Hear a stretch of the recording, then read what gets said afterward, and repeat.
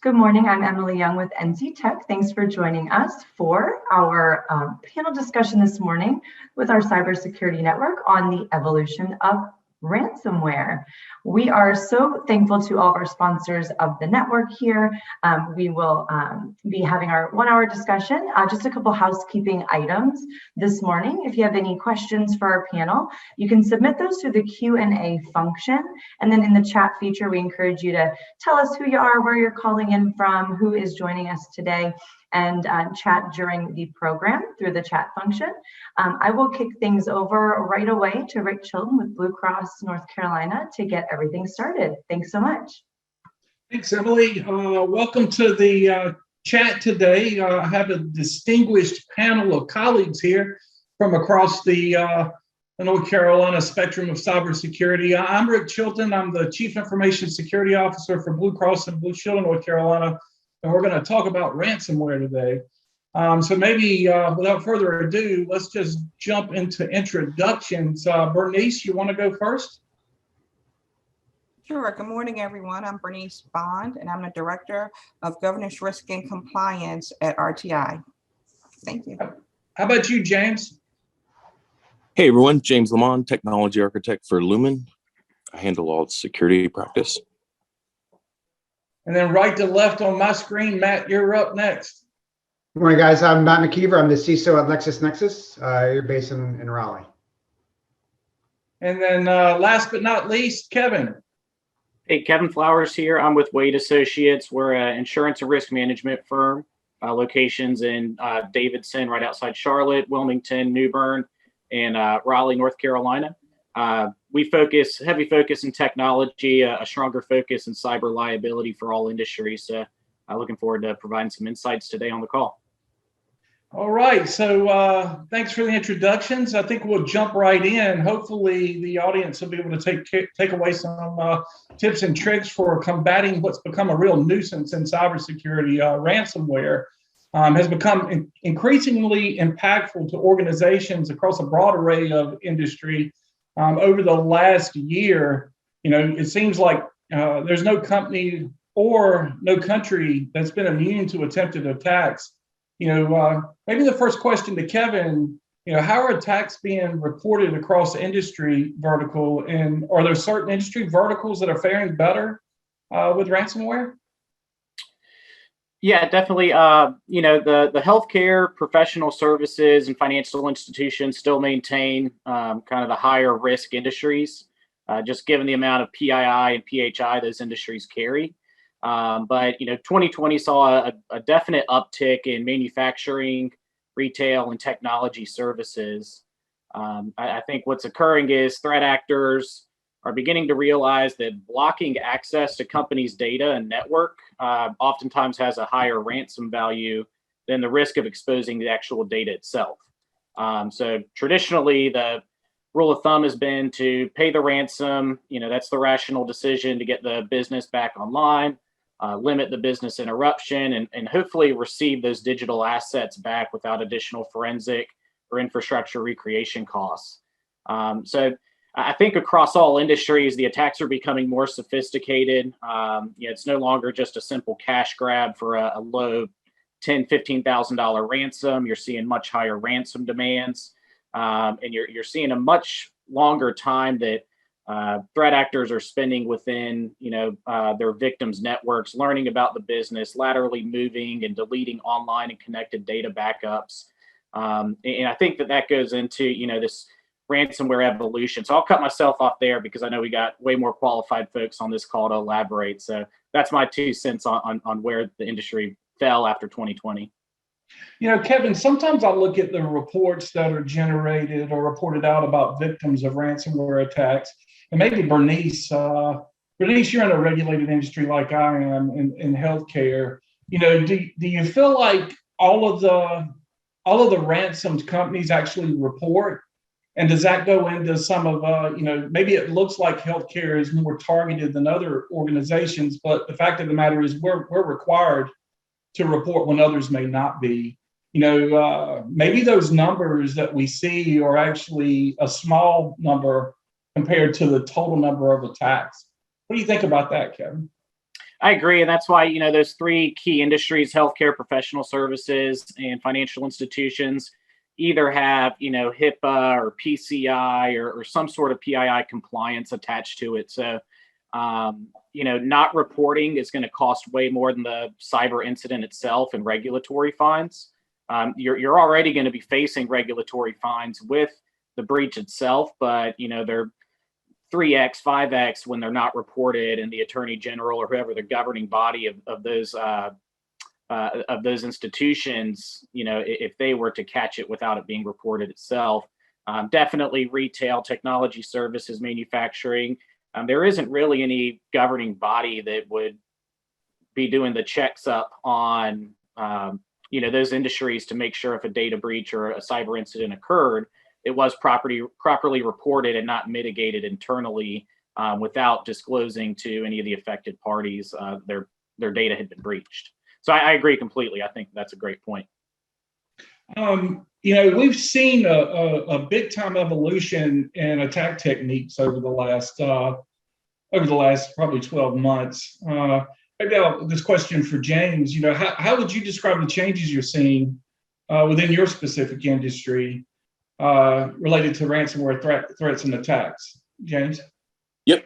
I'd say, yeah, definitely on some of the visibility that we see being a carrier, we have a unique view on it, but I would definitely say that the attack techniques are evolving.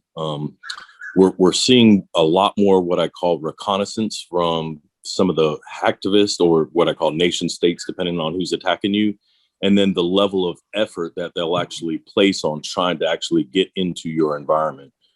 So usually the first step is reconnaissance. They try to figure out what wares you have in your network, how do they capitalize on it, potentially who's a buyer for the data that they can grab, and then they can determine how much time that they need to spend on getting in there. And then the first step's going to be what I call just general phishing attempts. So they'll start sending what I call the Microsoft letters, the bank letters, the banks, Bank of America, Wells, things like that, to try to get people to actually click on the phishing attempts to download the ransomware. And then you'll start seeing it to more what I call targeted type attacks, to where they'll specifically gather intelligence and then get someone to actually click the link. So we're definitely seeing the tactics increasing to implant the actual ransomware itself. Yeah, there's this concept of ransomware 2.0.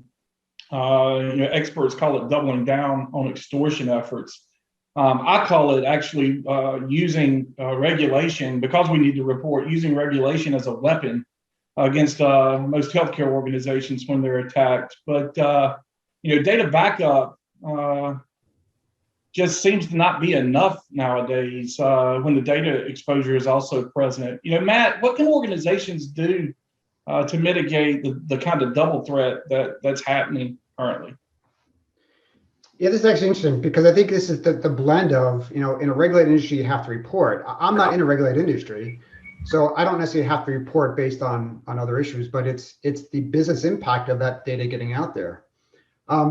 Very interesting, this morning, the New York Times had an article on the Washington, D.C. Metro Police were a victim of ransomware 2.0, where they didn't pay the ransom yet, and they started releasing some of the data, including the chief's reports, which include lists of arrests and lists of persons of interest. So the impact now is not just impacting a business from an operational perspective, impacting the business generally.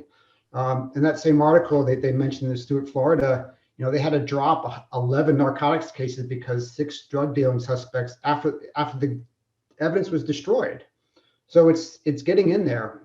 So what you can do is you have to kind of just, first of all, make it a business problem. Make sure that your executives understand that it's not an operational technology problem. It's what happens if this data gets released? How are we going to respond? Maybe do some tabletop exercises with them so they understand the business impact of that risk.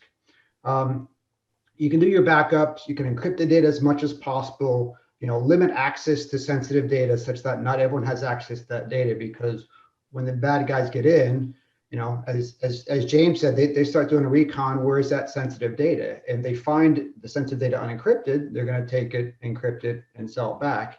If it's encrypted, you minimize your losses. But I think in the end, you really need to make sure that your business understands these types of risks and what would they do? What would your company do if your data was going to be exposed. Would they pay the ransom? Would they get in front of it from a press perspective? There's technical and then there's the non-technical aspects of it, but it's actually a pretty big problem nowadays. Yeah, that's a big decision to make. You probably want to make it ahead of time rather than in the middle of a crisis should you be attacked. That's good advice, Matt. At Blue Cross, back in March of last year, we all kind of, due to the pandemic, went to a remote work environment. 98% of our employees have been working from home over the last 12 months. And many we still work from home today. We're hopeful that vaccinations will take effect. We'll conquer the pandemic and we'll all get back to some type of hybrid mode here in the future. But Bernice, maybe I'll direct this question to you. What has RTI done to prevent vulnerabilities brought about by the remote workforce, and anything around increased employee training or additional security efforts? Yeah, absolutely. You're right. Like you guys, we are remote. We'll be remote for a while. So number one is increase security training. Just having staff be aware of the different sophisticated emails that are being sent now, phishing. So you can't, I don't think you can have enough phishing training and email training. And we're trying to do targeted training because different departments may get different types of emails. So trying to make them as realistic as possible so it becomes second nature to question emails and the things to look for. But at the same time, we've invested in tools where we're trying to help our staff. Anything that comes in from an external domain, external email, we are definitely flagging that. So immediately, this is not from a, quote unquote, trusted source, and make sure that you are, who this is coming from and carefully read it. The other challenge, again, with folks working remotely, is that people are using, multiple devices. And so sometimes, folks are accessing the network maybe from a mobile device.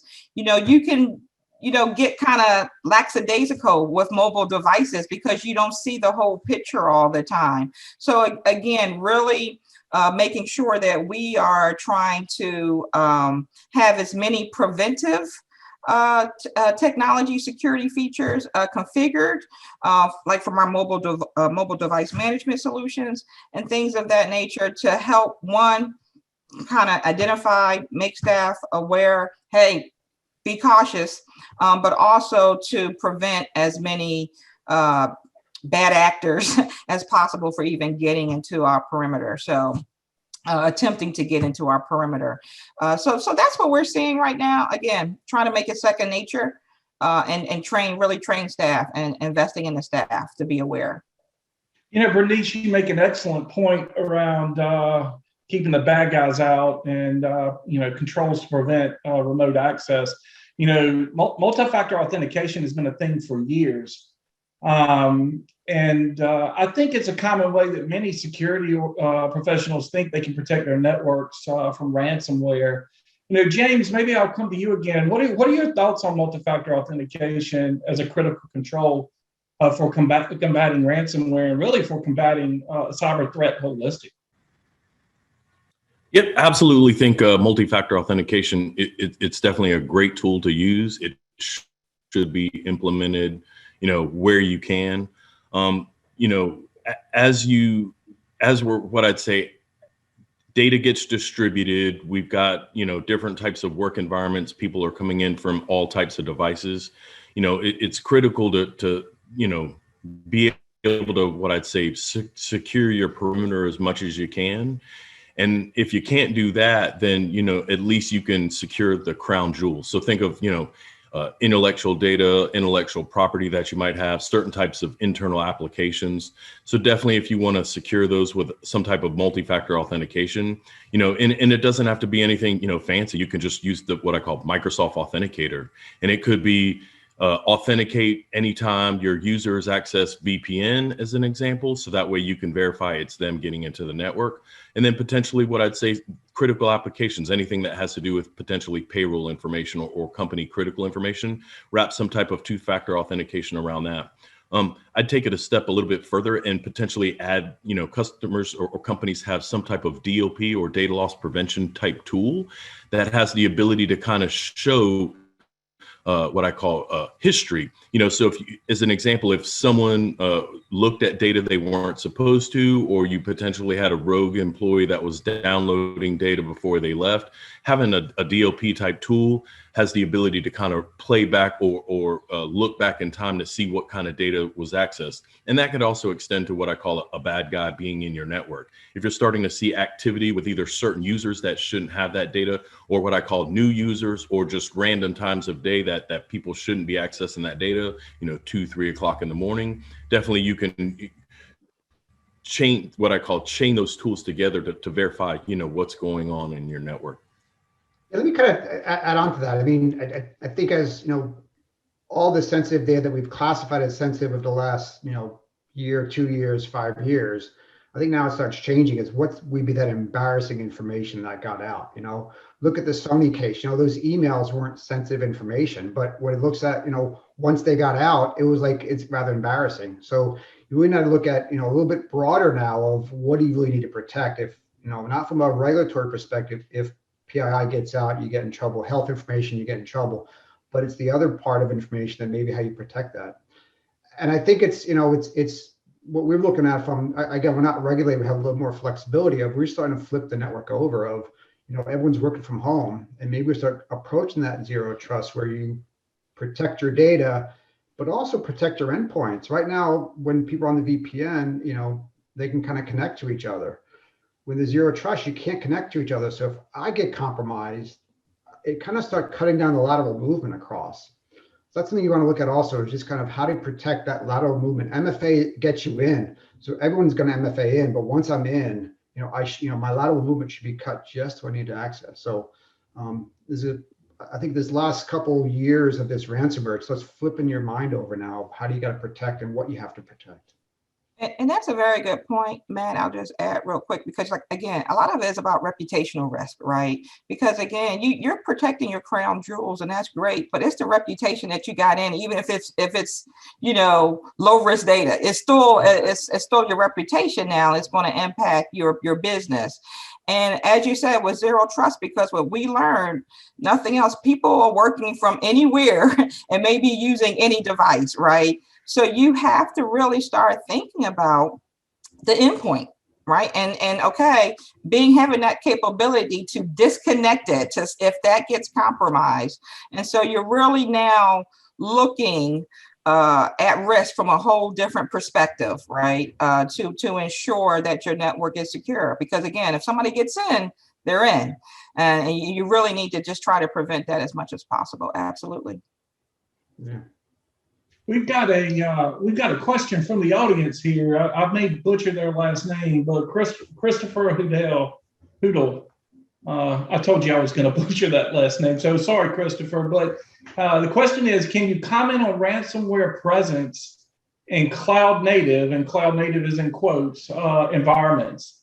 So I really think he's getting at the virtualized environments where there's no local or file or print services, all software as a service environment. I'll take a stab here at this one. Just because it's cloud doesn't mean it's free from ransomware. There's a data center somewhere that's supporting that cloud service. At Blue Cross, we would look at our protection mechanisms through contract obligations that we would have with the provider, and controls that we would look for that would combat ransomware there, and we would ask that the provider have those types of controls in place. What do others think? Ransomware presence in cloud native environments, does it happen? I'm sure it happens. I really think it goes back down to, I'm really a back to basics guy, right? You can buy all the fancy tools, but in the end, what is that tool doing for you? What's it doing? And it goes back to, from ransomware, it's restrict access to who has access to it. So if I get compromised and don't have access to the financial information, I can't steal it, I can't compromise it. Encrypt it where you can and make sure the keys aren't around. And then your administrative rights, start really doubling down on separating those administrative rights. whether it's in a data center or in the cloud. There's still someone who has access, there's still an admin right, that's probably MFA, hopefully, I was talking about earlier, and then one who has access to that data. The Amazons of the world, the Googles of the world, the Office 365s of the world, they have controls in place there, but they're not going to prevent ransomware on their own. You got to kind of make sure you have the controls in place. And I think the same controls in a data center can move to the cloud. Conceptually, the tool changes, the approach doesn't change though. Absolutely agree. Like you said, and a big part of that is education, because a lot of your staff really think the cloud is somewhere in the cloud, but it's somebody's data center, it's somebody's data center. And so you have to ensure that your partner, right, your third party has a certain level of controls also. And it's one thing when you have your infrastructure as a service or your platform as a service, there's a little bit more onus on, and IT is involved a little bit more, ensuring that those appropriate controls are in place, and maybe even having some hand in configuring those controls. The thought is, though, these SaaS solutions are quite high risk, I'll call them, because you have a lot of times your staff members, hey, I'm going to use this SaaS solution. It's cheaper, it's funner, it's nice and shiny. Kind of like, Matt saying, a new shiny toy, right? But what are the controls there? What is the type of data you're putting there? Because some of these cyber criminals are saying, hey, that may be a weak link. Let me go ahead and compromise this vendor, SaaS, this cloud solution, because I know people are putting sensitive data when they shouldn't be out there. And then there's a little bit more of a risk, because a lot of people don't read the small print that these SaaS providers have. And these SaaS providers will actually say, no PII allowed, no PHI allowed. People aren't even reading it, and they're putting that data out there. So now you don't have any liability on a SaaS provider, because they've already told you not to put this type of data there. You've done it. Security is kind of weak, especially if you're using a free version. Free is not free, right? You're going to pay something. And so, and so, you really have to be careful when you're talking about these cloud solutions. And so I'll stop there, because I could go on about that, but I'll stop there. We've actually got another question from Dennis Hunter, and this is a really good question. He wants us to explain why backing up is not enough. And Dennis, backing up may be enough. I think what tends to happen is the architecture of the backup in an organization may expose it. If the ransomware attackers actually have access to your backups, they may ransom that data too, or lock it down. Maybe I'll come to, Kevin, we've got a question coming up towards the end of the meeting about cyber insurers, but I think this is a space, at least when we went through our underwriting with our cyber insurer, there was a lot of questions around how we did backups and how they were architected. Some simple stuff like making sure your backup is on a segmented network, or a separate from your production network, making sure that the keys or access to those backups are controlled and managed through privileged access management. But maybe for the entire team, why is backing up not enough? Yep, this is James. I'll go first. I'll take it a step back. It's two things. So it's going to be patch management, vulnerability management, and then backing up. And you got to think about it from the mind of an attacker. The bad guy is going to find a way to get into your network somehow. And then once he's in your network, he's going to establish some type of foothold back out, some type of beacon, to either one of his command and controls or his botnet controllers. And then traditionally, if it was me in the network, I'm then going to patch that device up so that way another bad guy or a hacktivist can't get in to actually boot me out. So that's the first step. So that's where your patch management and vulnerability management strategy is key. Is if you patch the network first, you minimize the risk of vulnerabilities that allow the bad guy in. And then you also minimize what's called the RCEs, the remote code executables, which are the vulnerabilities that a bad guy can actually exploit to take the data. So think of those as similar to 0 days or half-day attacks.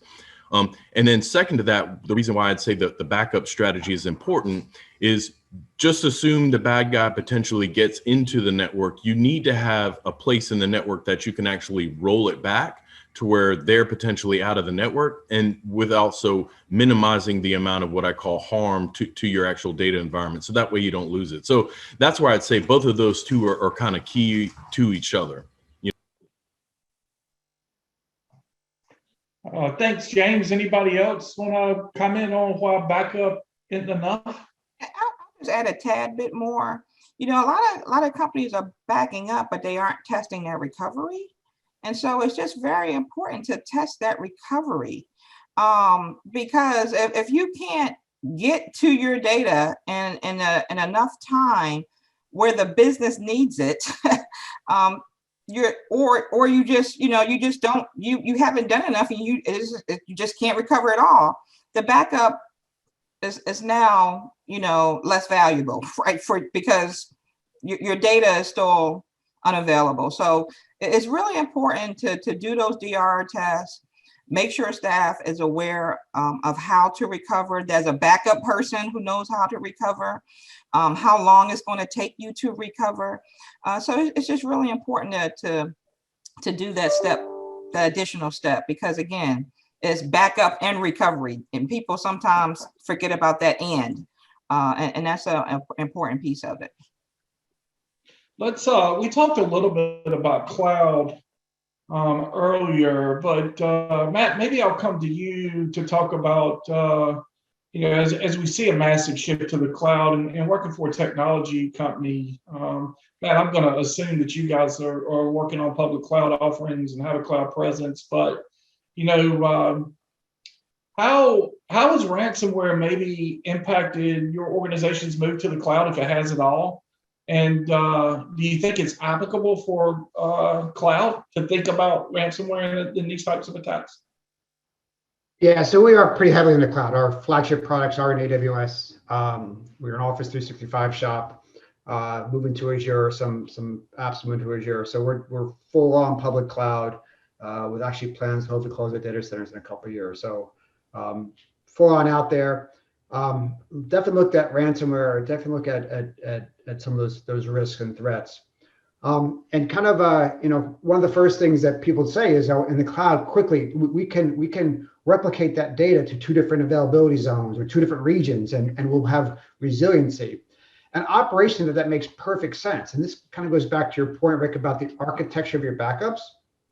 So when I talked to my architects before, it's like, all right, so our data is being replicated, near real time. They say, yep, near real time. And if we have an outage on one region, we can bring up the other region. And they said, yes, not a problem. We may lose a couple minutes, whatever, and that's fine. I said, what happens when the database gets scribbled on or encrypted in one site, that gets replicated the other site? Now what do we do? Oh, that's a problem. So that's where ransomware comes into play. In the data center, any place else, in the cloud. I think the cloud, you have a little more capability because you can run things as code. So basically, we end up, having a separate account, separate from everything else, and replicate that data back. So you have a kind of a backup account, a backup region, so we don't lose that data.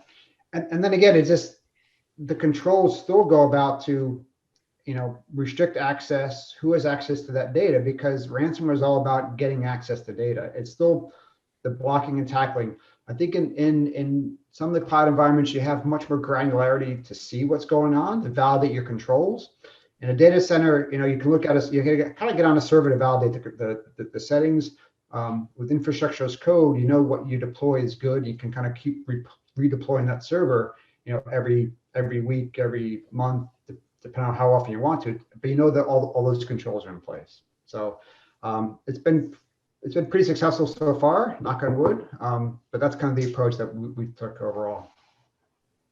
Thanks, Matt. We've got another question here from Sid Tribbett. Looks like he's with Kinetic Business, but says that they do ransomware tests to test our employees' knowledge and likeliness of opening a ransomware email. I think Sid's referring to phishing exercises, but how often do you recommend companies do something like this? We have a phishing exercise practice at Blue Cross. We phish our employees monthly. And we have a process for following up or doing additional testing with folks that fail in those instances. How about the rest of the team here? Phishing exercises worthwhile, thumbs up, thumbs down, and how often do you do them in your organization? I totally agree, Rick. We do them also on a regular basis. Same thing. Folks who fail, we'll try to do additional training for them. Absolutely important. You know, I look at a scenario. You know, and some people may be too young to remember, but when seatbelts weren't always automatic, right? Hey, seatbelts are important. Seatbelts are important. And people will buckle them up sometime. Other time, you just go on about your business. But, you know, then they kept on putting it in your face. The insurance companies are now making it a requirement and so forth. Then you started getting in and you automatically put your seatbelt on. Then the cars made it very annoying that if you don't have your seatbelt on, you get this ding, ding, ding, ding, ding, ding, ding, right? And so now when you get in your car, the first thing you automatically do is put your seatbelt on. If somebody's with you, you're like, "Hey, your seatbelt on?" And so, you know, I look at the same analogy with phishing.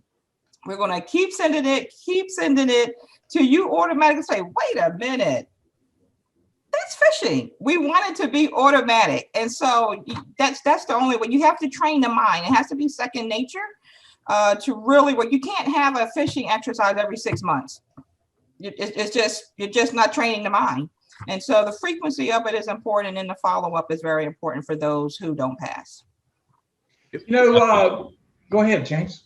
Yeah, I was going to say definitely early and often from a testing standpoint. And then if you have the ability to what I call change the templates that you use, definitely change the templates. One of what I'd say, the one that usually works the best, use the Chick-fil-A free sandwich template just to see how many people click on it. You're usually going to get a pretty high hit rate. So definitely use those as, you know, what I call test to even test the good employees. You're probably most likely going to have a certain subsection of employees within your company that are always going to click those links, you know, and then you're basically have some type of policy, you know, training. Hey, please don't click the link, check this, you know, and in some cases you're always going to have that. And it's based upon what I call your internal policy, how you guys have to handle that kind of stuff. But ultimately doing the testing, doing the phishing, it definitely works. And just make sure what I call test up the templates to, you know, different templates are going to strike different people differently. But yeah, definitely what I'd say, throw that Chick-fil-A template in there just to see how many people you get. You know, we've talked about phishing, we've talked about multi-factor authentication, you know, from a attack surface maybe perspective. What are all the ways an organization can be compromised with ransomware? It's not just phishing. You know, when I look at remote desktop protocol or exposed remote services in an organization, exposed web servers, vulnerable perimeter systems, there's lots of ways that an organization can be compromised. What are others? Because phishing is not the end all be all. You can tighten up your email system fantastically, but you can still suffer a ransomware attack, right? Yeah, Kevin, why don't you take this one?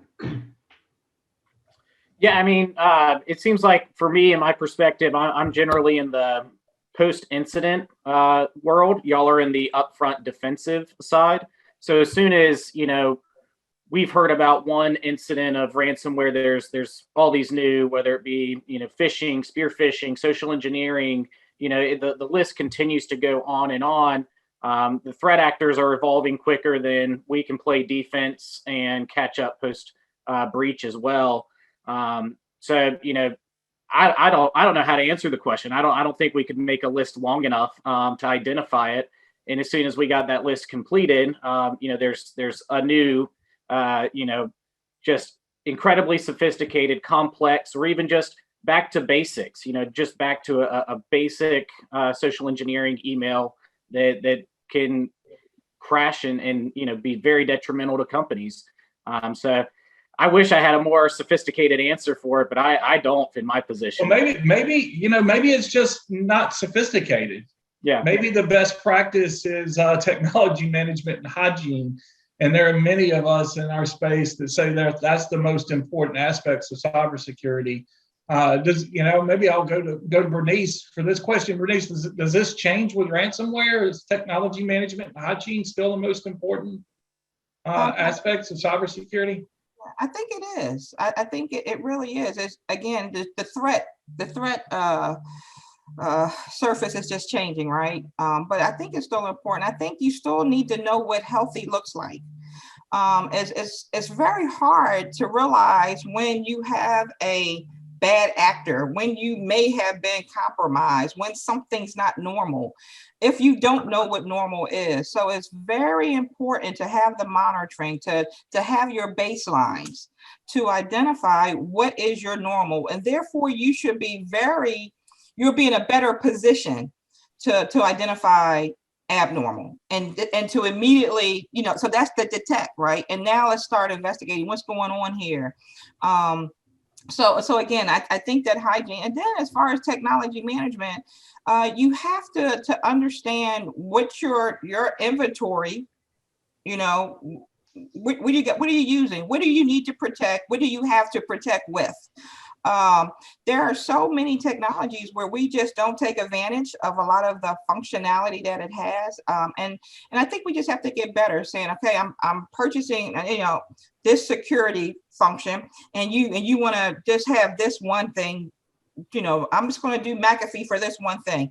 And then you'll get another product. Well, I'm just going to have Microsoft for this one thing. But sometimes you need to really sit down and you need to talk to your representative, right? And say, okay, what is all the functionality I can get with this?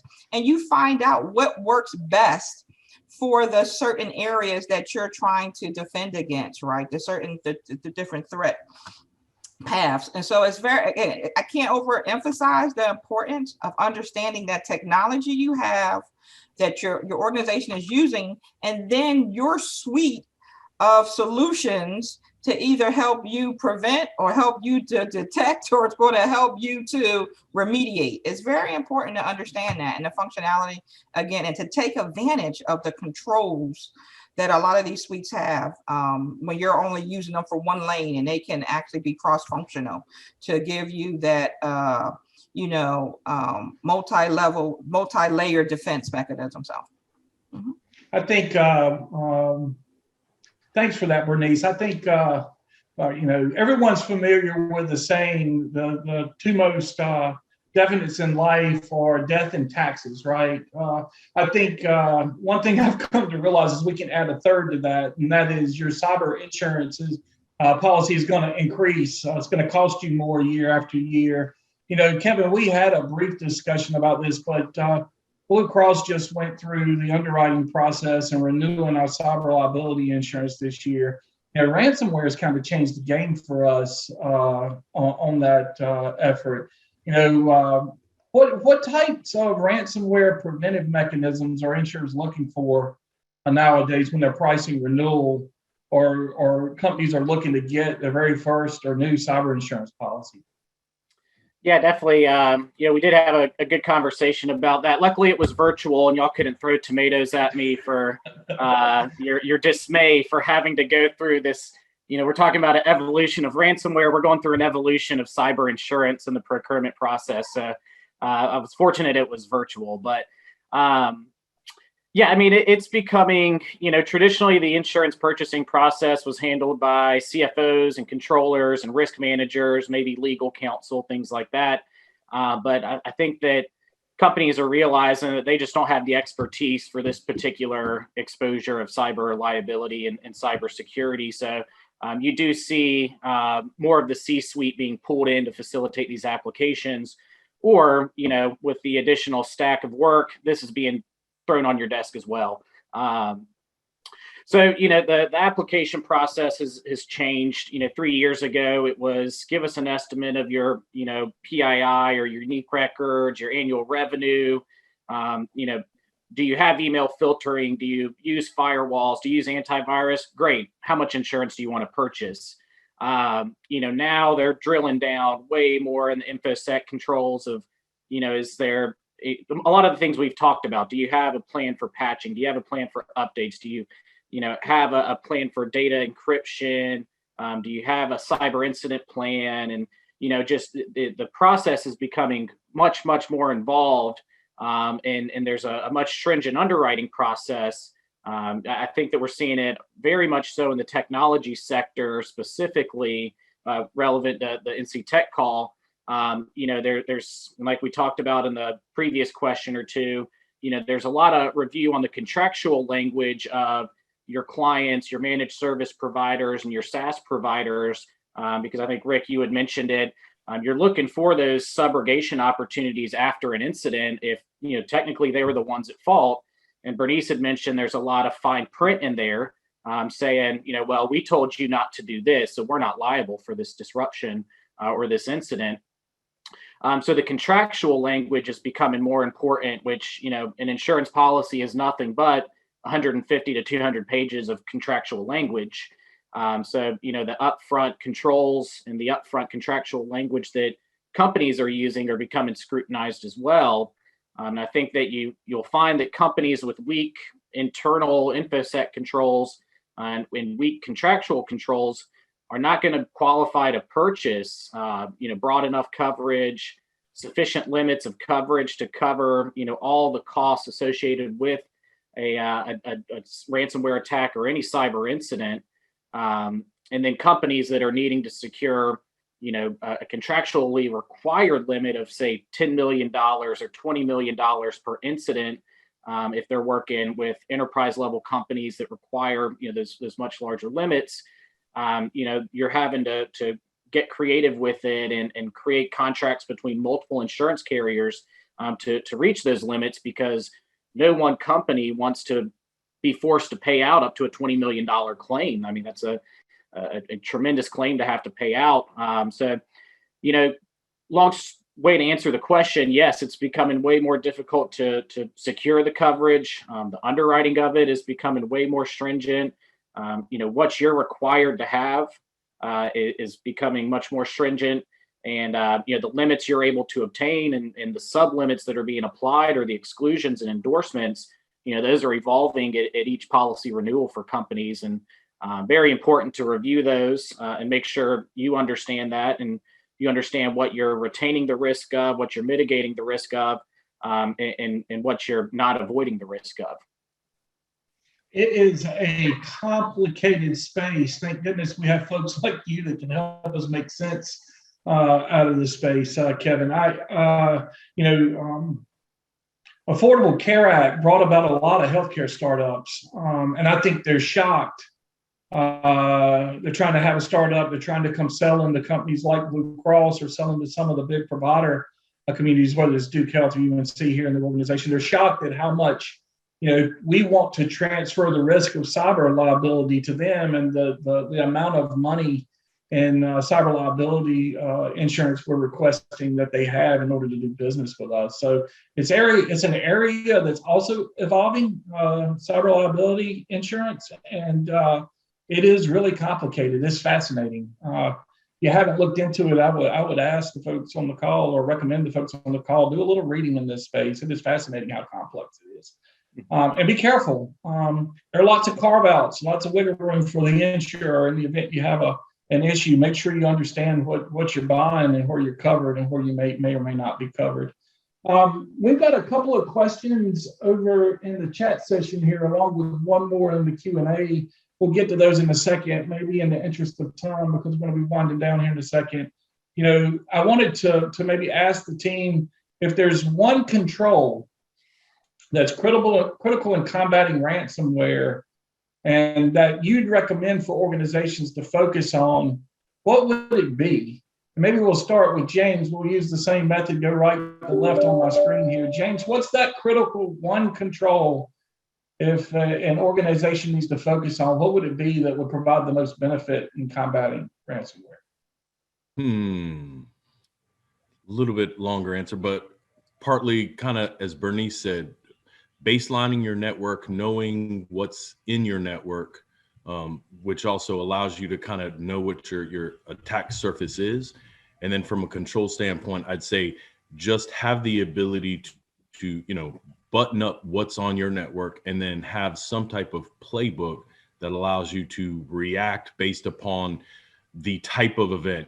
It could be 10 different events for each different type of company. And some companies with their exposure may have, a list of 50 different things from a checkbox, because things can go from what I call a simple phishing attack to a ransomware attack to a full-blown extortion to what I call a DDoS extortion. So depending on what the bad guy wants, how much money he wants, and if you're not playing ball, they may start amping up the actual what I call attack on you, and then doing things to actually take your network out. So it's one thing to hold the crown jewels, ransom, then it's another to encrypt it, then it's another to encrypt it, siphon that data out of your network, and then it's another to actually hold you for ransom and then DDoS you as well. So depending on who the environment is, they're definitely amping up the attacks. But yeah, have some type of baseline of your network, and then some type of posture that has the ability to what I call just monitor, do the correlation, and then at least give you some type of quick remedy. And some of that leads to what I call some of the SOAR products that kind of do some baseline automation for you. But then also just have a list of companies, contacts, MSPs, and your insurance companies to call. In the event something happens, you need to contain the environment. And that's having those people to call right away, is critical. You don't necessarily have to buy some of these services up front. Hey, I'm a service provider, I want you to buy some of these things up front, but also call me when you need it, because at this time of when you need it, it is also very critical as well. So. Bernice, how about from your perspective, one critical thing, what should folks focus on? Yeah, I think, James really summed it up really good, but definitely know your environment. But really having that response, I think that's key now. So many times people want to ad lib, but you really need to have runbooks documented and tested and practice, I should say, because you don't want to be trying to figure it out on a fly. And with that runbook, I think it's very important to say, staff need to understand you might be the first point you identify it, but please, once you identify it, call help, call your security department. We're not expecting you to know how to respond, but we are expecting you to contact the data privacy officer, to contact the security officer. We're expecting you to contact the security team so that we can now analyze further, respond appropriately, so forth and so on. Don't try to figure this out yourself. We're not expecting you to, but we do expect you to reach out to the appropriate people so that we can now do our jobs right and do it efficiently. Okay. Matt, what say you? All right, so all great ideas. I got to pick one control. I'm not going to pick theirs because they cover them really good. One thing we've done is restricted our domain admin rights. So domain admin now is two-factor, and they can only log on to domain controllers. So typical ransomware, typical malware is, they get on a desktop, they go from a desktop, then they get on a server admin or another admin from there, just bypass the hash. Question is, once you cut off, kind of cut the snake off at the head. So all your privilege rights, all your domain admins, we two-factor them with a UB key, and the domain admin credentials can only be used on domain admin on the domain controllers. So that domain admin who, Johnny, who's a normal user like us, he browses the net, he's also a domain admin, different ID, and that ID has been just restricted to domain admin, the domain controller. So we've kind of limited as far as how big that spread could be. So think about that of, isolating and segmenting permissions that I have access to your data. Kevin? I didn't pay Bernice and James to say what they did, but I'm happy they did. This is a common conversation that we have with prospective new clients in all industries, and the importance. A little further on what they were discussing is the cyber incident plan.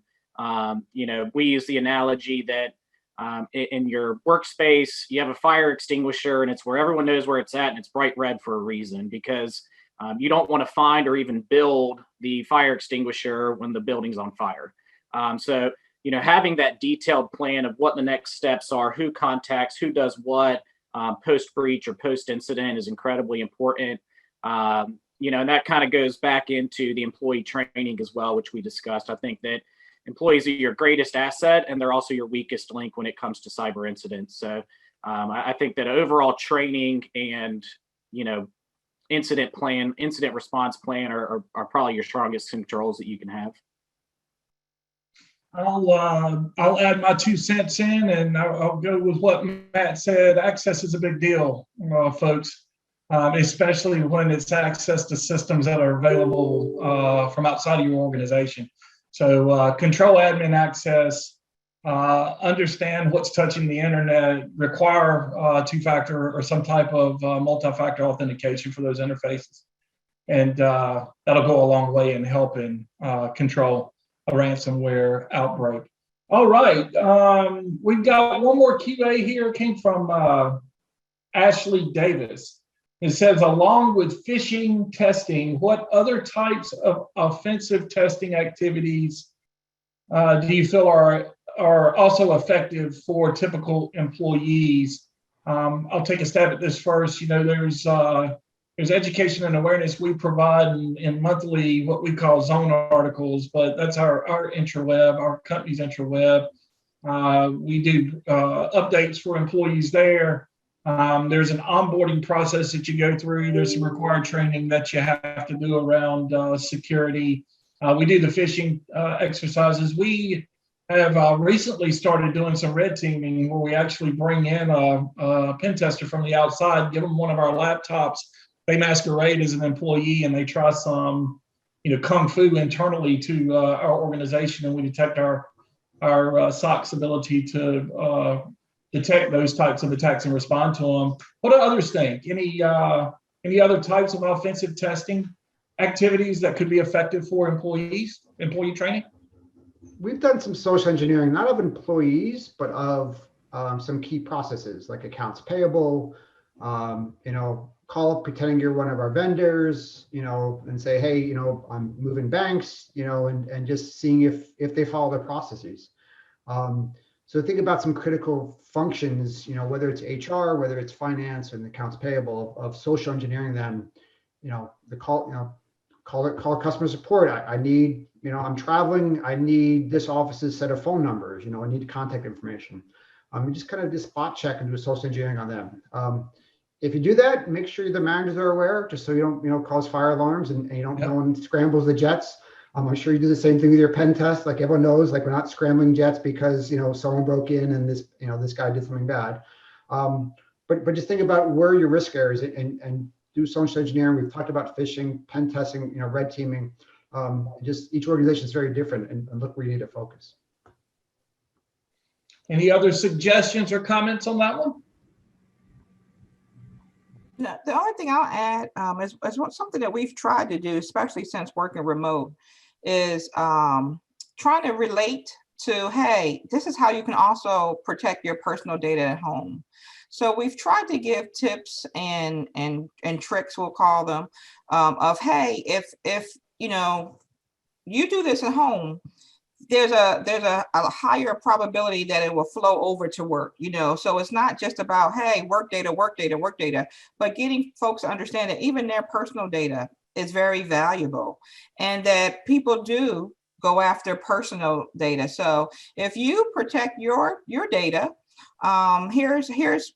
we want you to, and here's some things that we really advise you to do with your modem at home. It's just other little things, right? So making it more relatable. We're finding people to be more responsive than just, hey, it's all about work and okay, whatever. But hey, your data is is vulnerable too. And so again, strengthen your home front. You'll take those practices over to work. So. I think one last thing also is don't make it punitive, right? So if someone fails a social engineering thing, it's like, whoa, wait, you ran into the issue, you didn't follow it. It's a coaching exercise, because the one person failed. There's probably 7 other people in that team who didn't get the phone call who may have failed. So you may, same thing with the phishing exercise. We do have we look at repeat failures. We provide them lots of coaching, one-on-one coaching, and that seemed to be pretty responsive.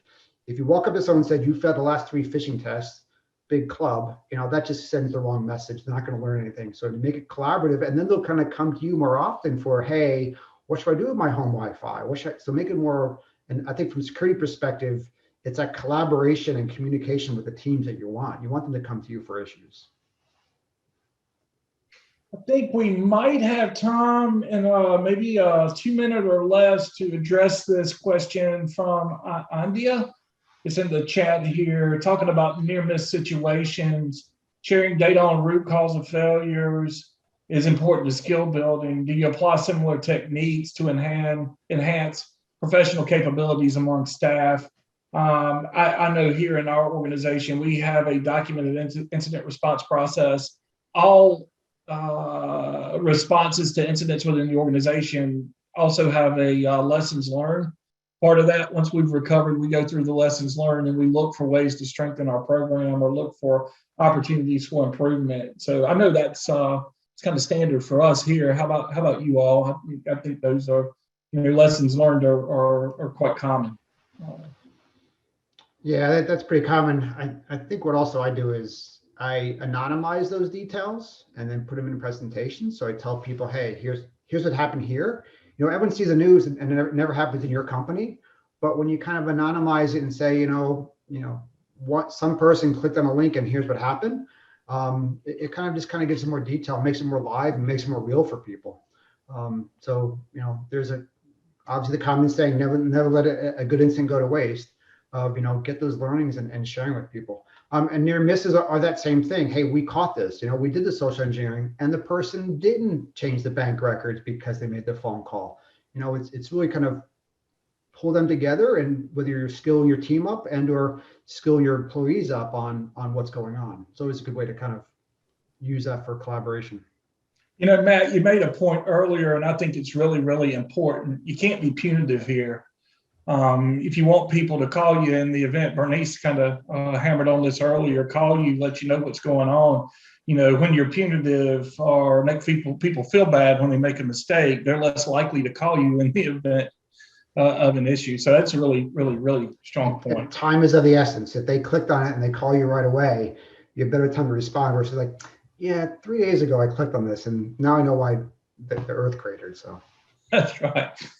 All right, Emily, I think we are about out of time. It's 9:58, and I wanted to save a few minutes for you here at the end, so I'll pass the torch back over to you. Thanks, everyone. Hopefully, you got some tips and tricks that'll help you combat ransomware in your own organization. Thank you so much, everyone, Rick, and all of our panelists. Always could listen to y'all for hours on end here and learn from you every single time. I just wanted to say thank you again to the panelists and Rick, our moderator this morning, and to all of our cybersecurity network sponsors you see here, Lumen, our presenting sponsor, James with us today, and our supporting sponsors, including Blue Cross NC, Rick with us this morning, so 2 of our sponsors here this morning participating. Thank you for all of the support of all of our sponsors for the network throughout last year and this year. I wanted to just bring a couple quick events to your attention before we say goodbye today. Our State of Technology virtual conference is in just a few weeks on May 12th and 13th in the morning. We're discussing TX, the intersection of customer, employee, and user experiences. So we've got member rates, non-member rates, group rates, discounts, all that good stuff. nctech.org/state of tech. And we have 2 workshops coming up that may be of interest to you all here on the call today. On May 25th on managed cloud services and on June 2nd on digital transformation. So check out nctech.org/events, and I will make this recording available to everyone shortly when I have that ready. So thank you again, and I hope you all have a wonderful day. Thank you.